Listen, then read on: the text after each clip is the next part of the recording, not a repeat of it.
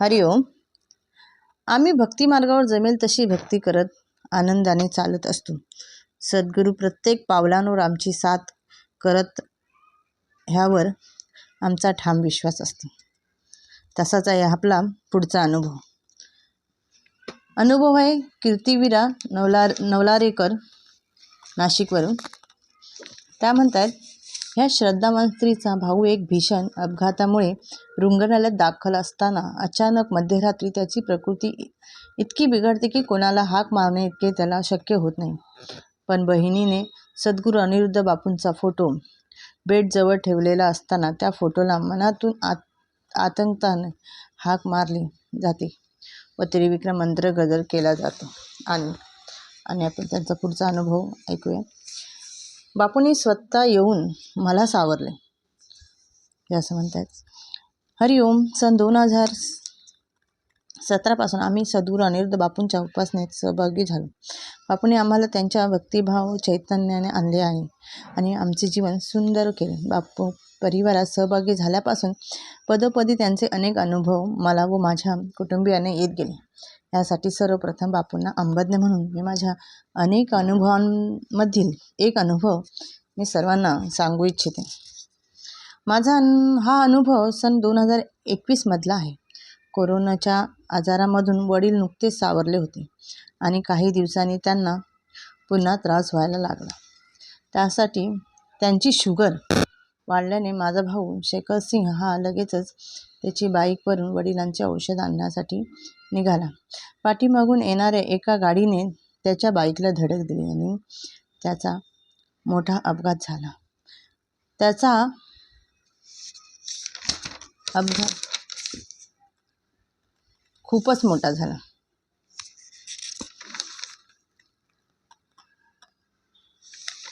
त्याचा अपघात घरापासून काही अंतरावर झाला. शेखरच्या हातावरून त्या 4 चाकी गाडीचे एक चाक गेले.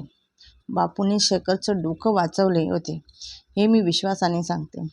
डोक्यावरून जर हे चाक गेले असते तर काय अनर्थ झाला असता ह्याचा विचारही मनात आला तरी खूप सुन्न व्हायला होते. बापू सोबत होते आणि भावाच्या गळ्यात बापूंचे लॉकेट असल्याने मोठा अनर्थ टळला गेला. शेखर सिंहाला खूप लागले होते आणि तो जागेवर बेशुद्ध झाला होता. त्या परिसरातील लोकांनी आम्हाला फोन केला आणि आम्ही घटनास्थळी गेलो आणि आम्ही त्याला लगेचच रुग्णालयात दाखल केले.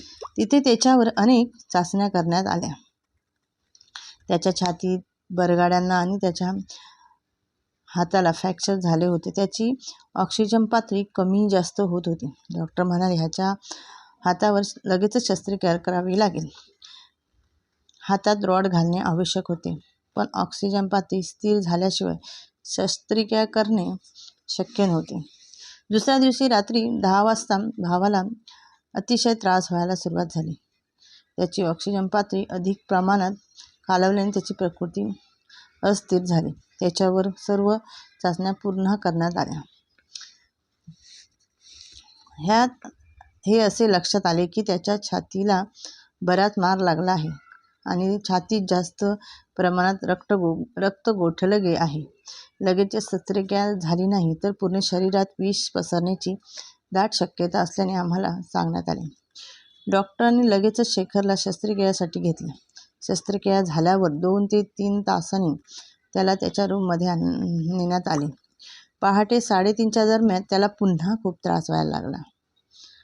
माझी वहिनी म्हणजे त्यांची पत्नी त्यांच्याजवळ होती, पण गाढ झोप लागल्याने तिला त्यांचा दबलेला आवाज ऐकू नाही आला. त्याचा आवाजही निघत नव्हता. भावाच्या बेडजवळ मी बापूंचा फोटो ठेवला होता आणि त्यांना सांगितले होते की काहीही त्रास झाला तर बापूंना सांग, ते नित्य तुझ्यासोबत आहेत ही विश्वास ठेव. भावाला इतका त्रास व्हायला लागला की त्याचा शेवट जवळ आला आहे असे त्याला वाटायला लागले. सतत बापूंचा धावा करत त्यांना सांगत होता की बापूराय, आता तूच माझा तारणहार आहेस. त्याला जमेल तसा तो मनात त्रिविक्रम मंत्र गजर म्हणायला लागला. काही क्षणातच बापूंनी त्याच्या समोर उभे असलेले त्याला दिसले. बापूंनी अलगद त्याच्या डोक्यावरून हात फिरवत त्याला म्हटले की मी आहे ना तुझ्याबरोबर. मी तुला काहीच त्रास होऊन देणार नाही. हे असे म्हणत बापूने त्याला अलगद त्याच्या डोक्यावरून बेडजवळ झोपवून भावाला प्रथमच शांत झोप लागली होती. दुसऱ्या दिवशी आम्ही सर्व त्याला भेटायला गेलो तेव्हा तो खूप रडला. अचानक त्याला काय होते आम्हाला काहीच कळलं नव्हतं. जरा वेळाने शांत झाल्यावर त्याने झालेला प्रकार आम्हाला सांगितला. त्याचा पूर्ण विश्वास होता की बापूनेच त्याला सावरले होते. खरंच बापूराया भक्त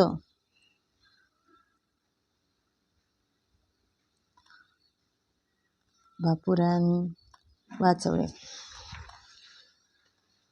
शकसिंहालाच नव्हे तर आम्हा सर्वांना सुखी तुम्ही मोठी प्रचिती दिली. मी विश्वासाने सांगते की कितीही मोठं संकट आलं तरी त्या संकटातून आपल्याला आणि आपला बापू मोठा आहे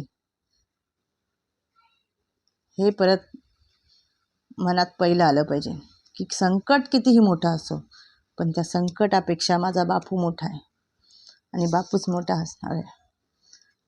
असा हा ह्यांचा अनुभव होता. हरि ओम श्रीराम अंबत. नाथ सगुदनाथ.